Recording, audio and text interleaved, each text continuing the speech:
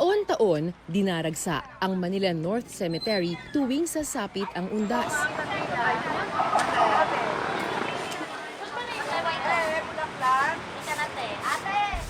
Sa lawak nitong 54 na ektarya, libo-libong mga yumao ang nailibing dito.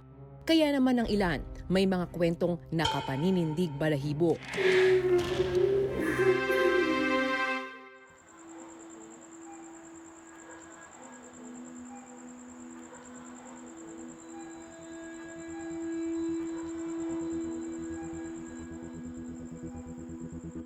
Ang sepulturerong si Mang Fred, may mga kwentong kababalaghan.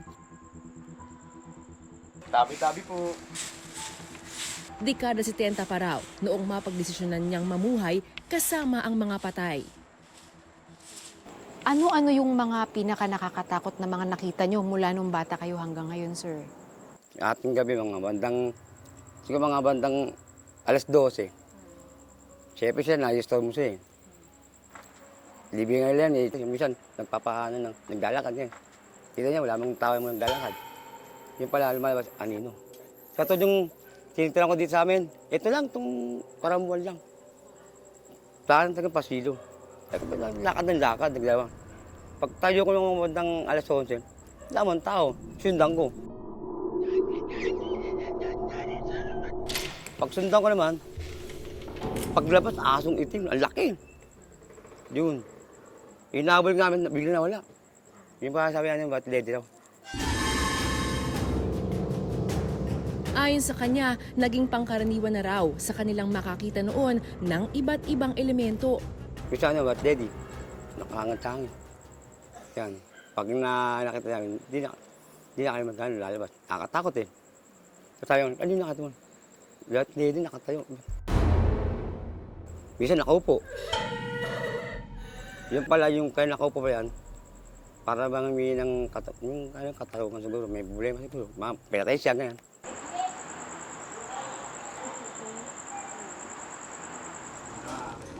Sa gabing ito, dinala kami ni Mang Fred sa mga lugar sa loob ng sementeryo.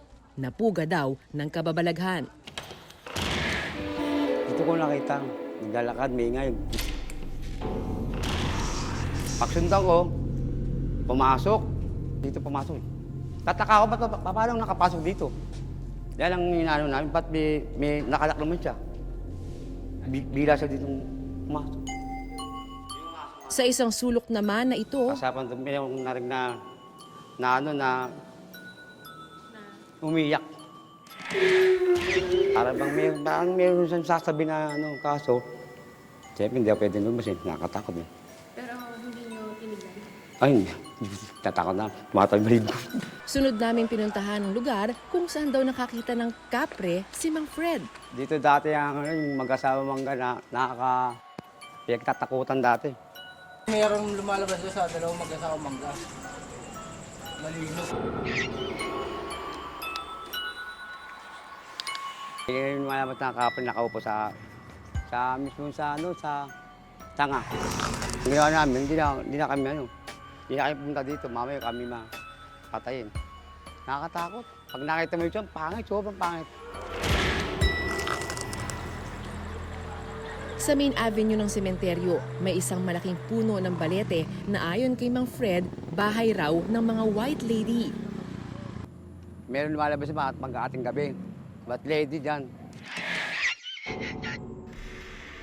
Ngunit sa paglipas ng mga taon at sa pagdami ng mga tao sa loob ng sementeryo, nag-iba na rin daw ang mga kinatatakutan dito. Dito sa mga ganyang kapilya, bilibusan. Yung mga ganyang kapilya, mga dito yan, pag walang tao, sinasalisan nila. Tingnan ko yung super clan, parang pambisi nila, minsan mga bagay makita sa pagkakapilya nila. Minsan yan, natutugol, nananakaw pa dito, cellphone. Totoo yun dito sa amin. Ngayon, sir, ano na ang kinakatakutan ninyo? Buhay na siguro. Buhay na ang nakakatakot dito. Di ako makakita ka dyan, saksakin nilang bigla. Mabuti yung patay, tahimik rin. Taong 1904 nang itayo ang Sementeryo del Norte o mas kilala natin ngayon na Manila North Cemetery. Isa ito sa pinakamatatandang sementeryo sa bansa. Matatagpuan ito sa pagitan ng Caloocan at ng Maynila.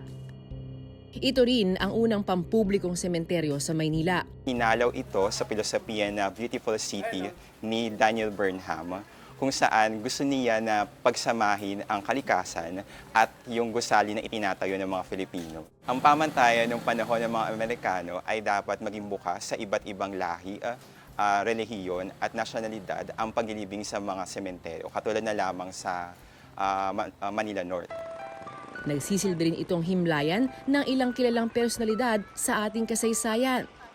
Tulad na lamang ni Julio Nakpil na siyang sumulat ng titik ng ating pambansang awit, ang Lupang Hinirang. Mga presidente gaya ni Manuel Rojas, Ramon Magsaysay at Sergio Osmeña. Narito rin ang isang mausoleo ng mga miyembro ng Katipunan na lumaban sa revolusyon laban sa mga Espanyol. Gaya na lamang ni Pio del Pilar, general ng Katipunan sa Makati, at isa sa mga malalapit na opisyal kay Andres Bonifacio. Ang mga sementeryo ay bantayog siya ng ating mayamang kultura pagdating sa paglilibing. So ibig sabihin, kapag nakikita natin yung mga sementeryo natin ngayon, reflection siya na mayaman yung kultura natin at may iba't iba tayong ritual para mabigyan natin ng maginhawang kamatayan ng isang yumao. Ikalawa, repositoryo siya ng iba't ibang kaalaman at sa arkeolohiya, arkitektura at maging sa kasaysayan. Kapansin-pansin din ang mga antigong disenyo ng ilang mausoleo sa lugar. Ang mga ganitong arkitektura, simbolo ng katayuan sa lipunan ng pamilyang nakahimlay rito. Kaya mapapansin natin na karamihan sa mga nicho sa loob ng Cementerio del Norte ay matataas. So ibig sabihin, kapag malaki ang iyong mausoleo, kabilang ka sa mataas na uri ng pamilya. Kapag nasa lupa lang o nandun sa pinakamababang lugar, ibig sabihin ay bahagi ka noong mahirap na lipunan natin. Sa paglipas ng panahon, nagbagong muka ang makasaysayang libingan. Ang huling hantungan para sa mga pumanaw, naging kanlungan na rin para sa mga gustong magsimula ng panibagong buhay. Nagsimula yung pagdami ng mga residente rito nung panahon ni Pangulong Marcos, kung saan naniniwala ang mga taga-probinsya na kapag lumipat sila sa Kamaynilaan ay magkakaroon sila ng mas maayos na buhay. Ngunit karamihan sa kanila nagiging pulubi. At yung sementeryo, yung nakita nilang lugar kung saan pwede silang tumira na walang bayad. Maraming mga programa na inilatag na yung lokal na pamahalaan para sa mga nanirahan dito sa Manila North. Pero dahil sa tagal ng panahon na kanilang pananatili dito, karamihan sa kanilang mga trabaho ay malapit na rin sa sementeryo, mas pinipili nilang manatili at manirahan na lamang sa sementeryo. Sa mahigit na 10,000 informal settlers sa loob ng Manila North Cemetery, tila ba nagkaroon na ng sariling komunidad dito.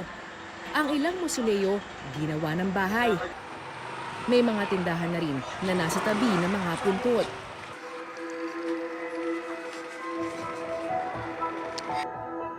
Ang 58 anyos na si Nanay Lita, isa sa mga nakahanap ng masisilungan sa loob ng sementeryo. Dekada 90 pa lamang, naninirahan na sa Manila North Cemetery ang kanilang pamilya.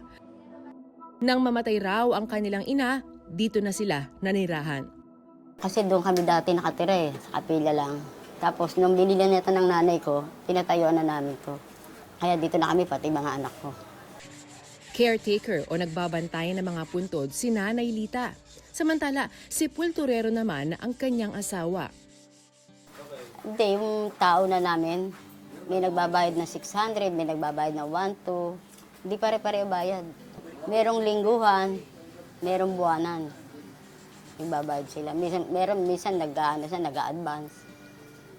Minsan may nagbabayad, December na, pampasko naman. Kasi trabaho dito parang sakit lang ng tiyan. Kailangan higpitan mo yung pera mo, tipirin mo. Para bago may dumating, meron pang aabutin na pera.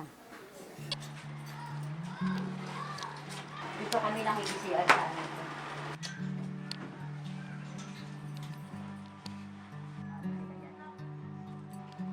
Kayo din caretaker na to. Kasama ni Lita ang kanyang mga apo at isang anak dito sa sementeryo. Nasa tabi rin nila ang puntod ng yumaong anak na si Irish. Napatay sa operasyon ng mga pulis kontra droga si Irish noong nakaraang taon. Hinagwas ang asset ng mga pulis. Nung time na yon, hindi siya nagturo. Kumbaga, tinago niya pa. Siyempre, doon siya nakatira, nakikisama siya ron. Mabuhay siya, mamaya, nagturo siya. Patay din siya ng mga doon, nagtutulak. May tumawag sa akin, si Iris, nabaril. Giit ni Aling Lita, hindi tamang pinatay ang kanyang anak. Dati, gumagamit ng tutulak. Pero di may sa big time. Pero ngayon, higit pa sa multo o masasamang espiritu ang kanilang kinatatakutan. Sa mga buhay. Yung buhay, hindi mo naman kilala. Buti kung kakilala mo. Kahit nakakilala mo, nakakatakot, hindi mo naman alam kung ano yung iniisip nun.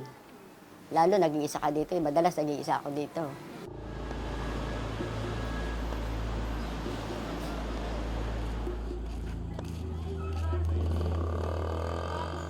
Nang minsan, kumalabog yung bubong namin. Sabi nung apo ko, nanay, may multo. Hindi namin pinansin yun. Yung pala, yung bisikleta namin na nakapatong sa bubong, ninakaw na pala yun. Yung multo na yung buhay na yun, hindi namin alam na dapat pala tingnan mo yun. Kwento rin ng isa pang naninirahan dito, higit pa sa mga patay at kaluluwa, ang kanila nang iniiwasan. Patayan dito, patayan doon. Hindi lang sa labas yung patayan. Dahil nung minsan, may nakita akong nakipaglibing, may nakabantot na back-to-back na sasakyan ng mga nakahankap na tao. Pinasok dito sa loob ng sementeryo, tapos maya-maya, puto ka na ng baril, ng uniforme. Pero sabi nila, mga pulis ang pumatay. Dito na rin naninirahan si Aling Edna kasama ang kanyang anak at apo. Naging mas maingat na raw sila sa pag-iikot dito sa loob ng sementeryo. Pero ang kinatatakutan kong multo ay yung multo ng buhay na tao. Yun. Kagaya ng mga pumapatay na tao kasi yun ang multo dito na kaya kang patayin, kaya kang mag-snatch sa mga gamit mo, kayang hold upin ka, yung naglalakad ka lang dyan na alam na may dala kang pera. Yun ang mga multo. Ang Manila North Cemetery nasa listahan ng Oplan Galugad ng Philippine National Police o PNP. Parte naman po ng aming trabaho yan pag meron kaming matatanggap na mga intelligence report na yung area na madalas na nagbebenta ng pinagbabawal na gamot. So nagkakanda kami ng mga police operations para mahuli yung mga taong involved. Common cases talaga doon sa North Cemetery is yung mga violations ng RA 9165, yung Dangerous Drugs Act. So marami tayong nahuhuli dyan ng gumagamit ng ipinagbabawal na gamot. Paliwanag naman ng Manila Police District. So wala namang napatay. So lahat nahuli natin at kinasuhan nga natin ng RA 9165 po. Legitimate naman po yun. So, may basihan naman po kami kung bakit kami nagkakandak ng mga ganoong operations. So, wala naman pong katotohanan na yung tinataniman. Kasi marami naman pong tao na nakakasaksi kung paano ginagawa ng ating kapulisan yung paghuli sa kanila. Sa kabila ng mga kwentong kababalaghan, wala pa raw balak umalis ng Manila North Cemetery ang mga naninirahan dito. Naisip din. Kaya lang parang kung aalis dito, nandito yung hanap buhay. Tsaka parang masaya na ako dito. Andito yung pinagkakitaan namin. May lilipat ka man ilagay ka man sa isang relocation o pabahay, kung wala ka naman hanap buhay, babalik at babalik dito.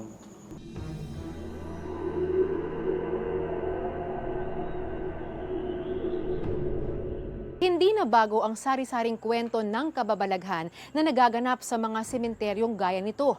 Pero higit pa sa mga hindi umano maipaliwanag na pangyayari, may mga salaysay tungkol sa mga nabubuhay na ayon mismo sa mga tiga rito ay ang tunay nilang kinatatakutan. Patuloy na magbabantay sa mga isyu ng bayan, ako si Rida Reyes, kasama sa iisang brigada. Kanino nga ba tayo dapat matakot? Sa mga namayapa na o sa mga nabubuhay? Gamitin po sana natin ang malikot nating mga isipan at ang mayaman nating imahinasyon para sa ating ikabubuti at hindi para gambalain pa ang mga nananahimik. Sundan ang diskusyon tungkol sa mahalagang isyu sa ating lipunan sa pamagitan ng aming Facebook at Twitter accounts. Magandang gabi, ako po si Jessica Soho, kasama ang sambayanan sa iisang brigada.